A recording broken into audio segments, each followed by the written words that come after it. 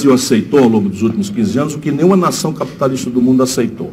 Permitiu que 5 bancos, apenas 5 bancos, 2 dos quais públicos, Banco do Brasil e Caixa Econômica, Bradesco, Santander e Itaú, concentrem 85% de todas as transações do mercado financeiro. Ou seja, se você quer tomar dinheiro emprestado, usar cartão de crédito, você vai cair na mão deles.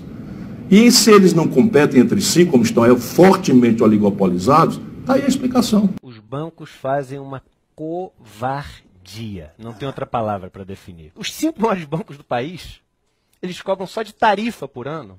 Tarifa, não estou falando de cheque especial, operações de banco de investimento, de tarifa, mais de 130 bilhões de reais. O orçamento da saúde no Brasil é de 130 bilhões. O da educação é de 110 bilhões. Então, os 5 maiores bancos cobram só de tarifa mais do que esses 2 orçamentos, quase que o tamanho do déficit brasileiro. Orçamento. Quem tem pouco dinheiro no banco paga tarifa alta e tem rentabilidade baixa nos produtos. Quem tem muito dinheiro não paga tarifa nenhuma e tem rentabilidade alta. O mundo se acabando e os caras enchendo a pança de ganhar dinheiro. A economia indo para o brejo. E o setor financeiro tendo 14% de lucro acima do exorbitante de lucro do ano passado. Como é que faz isso? Só tem um jeito, concorrência. No meu governo, Banco do Brasil e Caixa Econômica começarão no primeiro dia a fazer concorrência. Mas se isso não for suficiente, outras providências haverá. Tudo no Brasil é feito a educação do Brasil. Quem tem muito dinheiro paga os colégios caros, que tem cada vez por mensalidades mais caras, contratam cada vez os melhores professores. Os colégios baratos cada vez têm menos dinheiro, os professores são cada vez piores. A gente tem uma máquina de concentração de riqueza no Brasil. Segurança é a economia mais desigualmente distribuída do planeta. Nesse momento, 5 brasileiros, 5, 1, 2, 3, 4, 5, somam a fortuna dos 100 milhões de brasileiros mais pobres. E eu não falo isso para satanizar os que conseguiram êxito. Eu não tenho há muitos anos que eu não tenho viés ideológico, preconceito, moralista contra o êxito econômico, que eu considero um prêmio do bom trabalho, da boa virtude. Minha preocupação são os 100 milhões de nacionais que têm para repartir o que 5 pessoas têm no Brasil. Eu fiz um curso de mágico quando eu era mais novo. E você sabe qual que é o segredo de todo mágico? É atrair a atenção das pessoas para tudo que não tem a menor importância, para tirar a atenção delas na hora que importa. Do essencial. E o poder é isso. O poder é atrair a atenção das pessoas para tudo que não tem a menor importância, para na hora que tem a coisa importante, que é a que faz diferença, você não está prestando a menor atenção. O Brasil é induzido a estéreis debates. Então você está falando o seguinte, nós temos 100, vamos dizer, o tamanho do assunto é 100, royalty é 0,1, o pré-sal é 100, royalty é 0,1. Todas as energias da nossa mídia, todas as energias dos nossos políticos estão debruçadas sobre o 0,1. E ainda fazendo, como é que eu chamo aqui uma palavra, ainda fazendo bobagem. O sistema de impostos no Brasil é um crime. Você sabe quanto? Olha que interessante. Os ultra ricos do Brasil, estudo da Receita Federal, tá? Que partiu de um estudo de pesquisadores do IPEA. Então, Receita Federal e IPEA, não sou eu que estou falando aqui. Quanto que os ultra ricos do Brasil pagam, em média, de imposto de renda de pessoa física? Qual a alíquota? 6,9%. O Brasil é um paraíso fiscal. Aí você fala, não, mas a carga tributária brasileira é de 34% do PIB. É verdade, e é alta, mesmo comparado com os países da OCDE. Mas o que acontece? É uma carga alta no total, mas que pesa nada no rico, percentualmente, e quase toda nas camadas baixas da população, porque é sobre bens e serviços. 50% da nossa arrecadação é em cima de bens e serviços. Quando, no mundo desenvolvido, esse negócio é residual, é menor do que 1/3. O povão, quando faz uma ligação de celular, paga 30% de imposto. O povão, quando chega em casa e liga a luz, não é? Acende ali a luz, paga 30% de imposto. Quando compra remédio, paga 30% de imposto, tudo embutido. De maneira que, para o pobre no Brasil, a tributação indireta e a tributação direta da classe média, imposto de renda na fonte, etc., leva 40% da renda, 42%.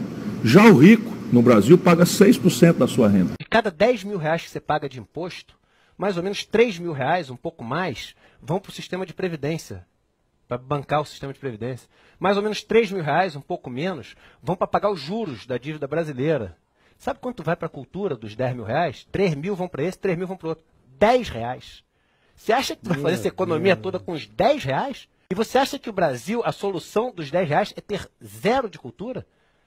Então as pessoas discutem as coisas em cima de gritaria, E olha, isso que eu estou falando, assim, são números. O orçamento da educação no Brasil é 110 bilhões para esse ano. Do orçamento da saúde é 120 bilhões. O orçamento da cultura são 2 bilhões. 51,7% do orçamento executado pela República Federativa do Brasil, nosso amado país, no ano passado, foram juros e rolagem de dívida para banco. O liberalismo brasileiro não esquece esse número. 29% previdência. Vê a despesa vermelha aqui? Né? 29% previdência social. Inalcançável neste valor pela irretroatividade de qualquer lei que fira direitos adquiridos. E nela uma deformação. 2% dos nacionais brasileiros levam 1/3 de todos os benefícios. A saber, nós políticos, os procuradores da República, os magistrados e certas corporações do serviço público. Está vendo todo esse monte de linhazinha aqui? 21%. Educação, saúde, segurança, porto, aeroporto, estrada, ciência, tecnologia, cultura.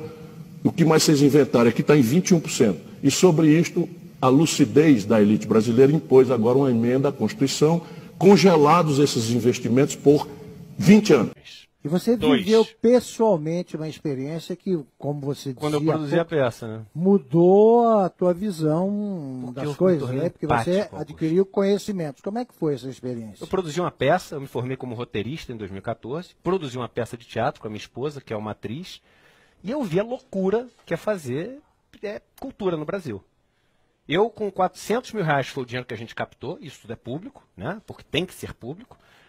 A gente captou via Lei Rouanet, então eu experimentei assim, a severidade que é você captar da forma correta na Lei Rouanet. Então cada água que você toma na coxia tem que estar registrada com nota fiscal e dentro do relatório que cumpre todas as regras do Ministério, etc. Pô, a gente empregou 50 pessoas durante 6 meses na pior crise que o Brasil teve. Então, enquanto as empresas estavam demitindo, eu estava fazendo a economia girar, com cultura, fazendo a turma ficar feliz e etc. Então, será que é isso que a gente vai acabar? Aí o cara pega um caso de um artista super famoso que já tem rios de dinheiro e faz um esquema com a Lei Rouanet com um monte de milhão de real e põe tudo no mesmo saco de gato. A centralidade que eu dou à questão da cultura, na afirmação da nossa identidade, e isso tem a ver com hábitos de consumo, com hábitos, né, e com a estética, que é o que extrapola os limites, né, de uma racionalidade simiesca que nós herdamos, né, e só extrapolamos para sermos os seres humanos brilhantes que podemos ser por conta da identidade cultural. A estética e o mecenato nisso cumprem um papel muito importante, mas não é aquilo que, vamos dizer, se monopoliza como debate de cultura. E aí eu tenho uma ideia que nós precisamos pôr em debate se é razoável que o mecenato seja uma decisão empresarial privada que elege expressões artísticas já postas e de êxito porque querem extrair dali retorno publicitário. Isso não é razoável. Então, entretanto, como isso é um ninho de cobra, é um vespeiro, eu aprendi ao longo da minha vida que não é botar a minha ideia que vai resolver o problema. Eu vou convocar um grande congresso da cultura, porque o Ministério passará por uma transformação e o orçamento vai incrementar talvez com 500% de aumento ou mais. Porque eu dou essa centralidade à questão da identidade cultural, sem o que não tem projeto nacional. Eu dou esta centralidade. Como a internet é toda feita para vender, você acaba reunindo currais de pessoas que só pensam igual. Então o cara que é de direita, ele só lê notícia de direita, informação de direita, opinião de direita. O cara que é de esquerda só lê notícia de esquerda, informação de esquerda, etc. E ele não está ali para ver a informação do cara, ele está ali para confirmar o que ele acha e ter aquela sensação. Então você pega, por exemplo, o Vila foi falar alguma coisa sobre o negócio do Lula ser preso, etc. Ou o Reinaldo. Foi o Reinaldo que foi falar uma coisa.